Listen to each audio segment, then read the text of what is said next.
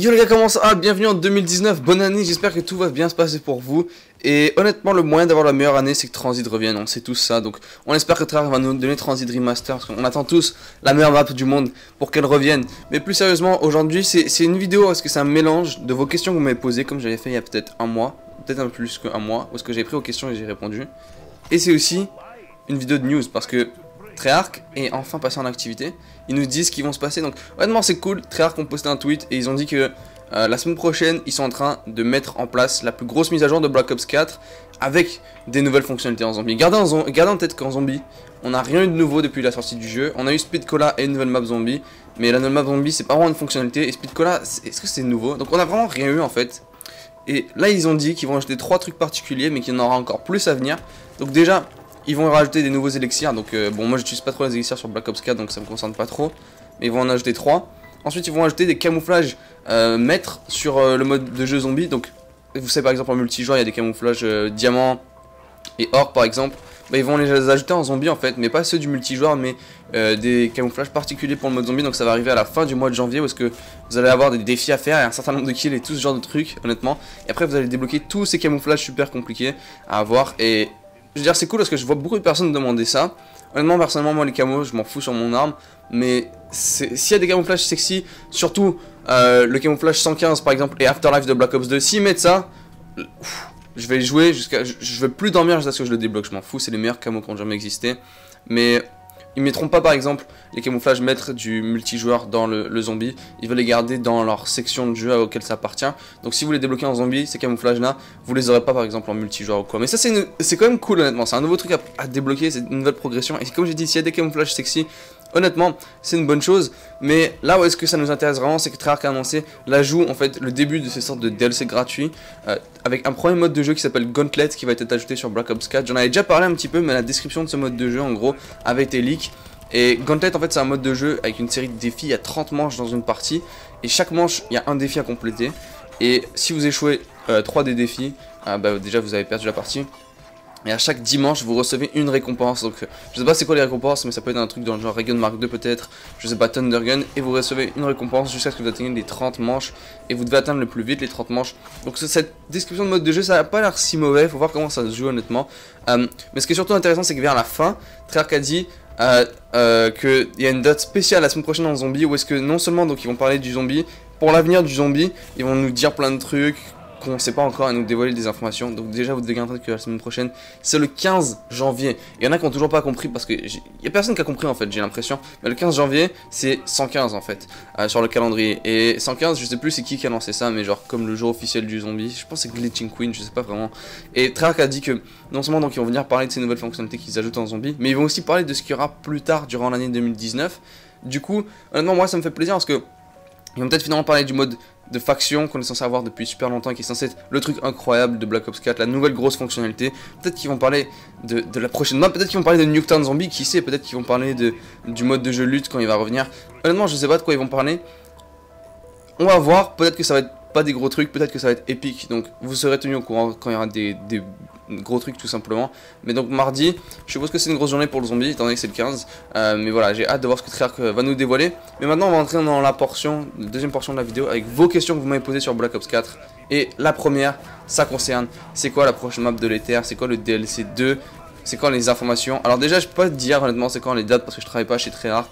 Il y a plusieurs suppositions, mais une autre fois j'ai pas l'impression que c'est vraiment précis étant donné que Dead of the Night est juste sorti au milieu de nulle part à un moment où est-ce que personne ne se l'attendait. Donc très honnêtement les dates c'est un petit peu dur à prédire, mais il paraît que la deuxième map, la prochaine map qu'on va avoir, alors ça c'est confirmé, c'est Nuketown Zombie, c'est la prochaine map de l'Ether qu'on va avoir. Et c'est juste la prochaine map en général qu'on va avoir. On le sait grâce à toutes les sources, je veux dire c'est tellement leak. Nuketown Zombie c'est un truc incroyable, j'ai jamais vu une map zombie se faire leak autant.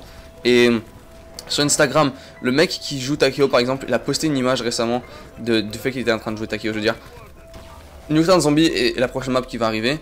Et initialement, il paraît qu'elle devait sortir à l'extérieur du Black Ops Pass. Des informations nous l'ont dit, avec ceux qui ont des contacts à l'intérieur de chez Treyarch. Mais aussi, le testeur qui s'est fait virer de chez Treyarch avait dit que Nuketown n'était pas forcément prévu pour être dans le Black Ops Pass. Mais on dirait que Treyarch a changé de plan, ou Activision a changé de plan. Probablement Activision, ceux qui gèrent ce genre de truc. Mais il paraît que Nuketown va être le DLC 2. Ça, c'est les plus récentes informations. Alors, j'ai pas trop envie de voir Nuketown comme DLC 2 pour être honnête. Et même si le remake est vraiment cool, j'ai pas envie qu'elle soit DLC 2. Simplement parce que c'est une map qu'on a vue 4 fois en multijoueur, et une fois en zombie, et une fois en blackout. On a vu cette map 6 fois. On a vu cette map 6 fois. C'est littéralement énorme le nombre de fois qu'on a vu cette map. Et honnêtement, à ce stade-là, je me dis, elle devrait être gratuite. Même si elle est remake à fond et qu'il y a plein de nouveautés. Je veux dire, je pense qu'il y a beaucoup de gens qui vont penser que c'est de la paresse de la part de Activision. Ou surtout, en fait, que Nuketown est tellement populaire que plein de gens vont vouloir l'acheter sans même réfléchir. Et je pense que c'est vraiment ça l'idée qu'Activision prend. Honnêtement, moi je pense que c'est pas une bonne idée. Mais on peut se dire que Nuketown va ressembler à ce qu'elle est dans Blackout. Pour ceux qui n'ont pas joué en Blackout, Nuketown est super grande, il y a un bunker en dessous.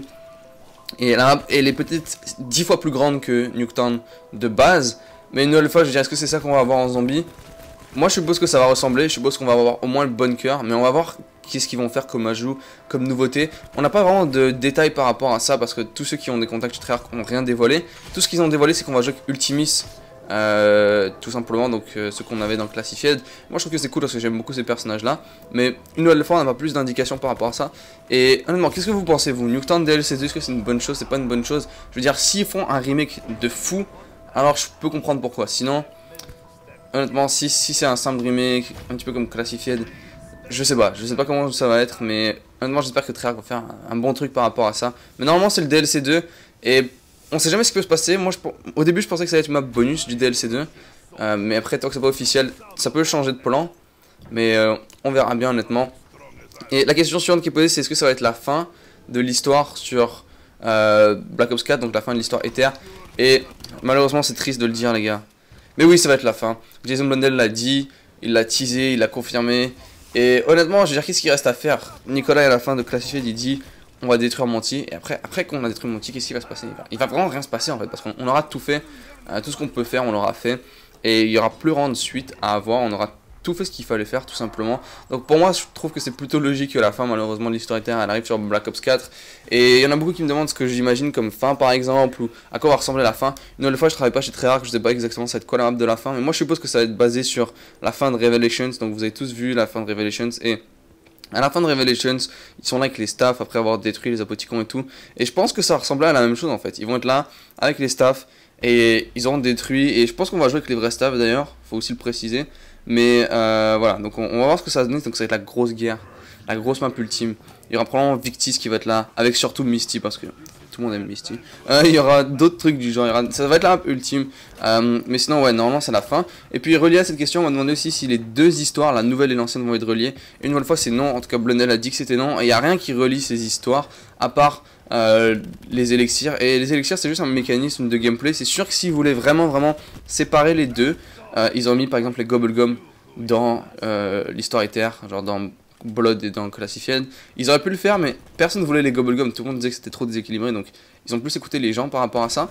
Et ils auraient peut-être pu mettre les anciens atouts aussi, honnêtement, pour vraiment garder l'ancienne histoire vraiment ancien. Mais c'est pas relié, il n'y a rien qui les relie, ils ont aucun intérêt de les relier. Et puis comme ils vont finir justement l'ancienne histoire dans Black Ops 4, il n'y a pas vraiment d'intérêt de les relier. Mais donc voilà, l'histoire KO va juste continuer comme ça. Et comme j'ai dit, il n'y a pas de 115 par exemple, ou il n'y a pas tous ces trucs qu'il y a dans l'histoire Ether.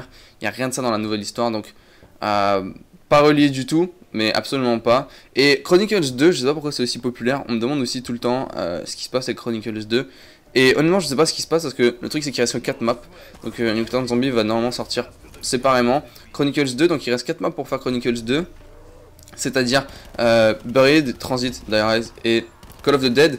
Et honnêtement je sais pas comment ils vont faire Chronicles 2 avec les nouveaux atouts. Ils vont probablement mettre les nouveaux atouts comme sur Black Ops 3. Ils vont adapter tous les mécanismes de Black Ops 4 à ces maps là. Sauf que il y a une chose que je pense savoir, c'est que Call of the Dead va être remake. Parce que Jason Blundell avait révélé durant Black Ops 3 que quand ils font des maps avec des invités, donc des célébrités qui sont dans les maps, ils ont un contrat qui leur permet pas de réinviter tout le temps les célébrités. Donc par exemple, on a une map comme Shadows of War, il y a des célébrités dedans. Blood of the Dead, il y a des célébrités. Five a des célébrités. Toutes ces maps là peuvent pas être entièrement remaster parce que ces célébrités ils les ont payées que pour une. Enfin, ils ont les droits que pour une map. Donc c'est la raison pour laquelle Five et Blood of the Dead n'ont pas leur crew initiaux. Alors bon, ça n'a pas de sens dans l'histoire non plus de les avoir. Mais je pense que Call of the Dead donc risque d'être remake. Et il faut une raison que nos personnages retournent à Call of the Dead. Donc c'est pour ça que c'est un petit peu bizarre comme situation, parce que je pense pas, une nouvelle fois, que si Call of Duty revient, c'est un remaster, mais ça serait plus un remake. Et pour les autres, honnêtement, je sais pas comment ça va se passer, parce que je travaille pas chez Treyarch, donc je peux pas vous donner plus d'indications par rapport à ça.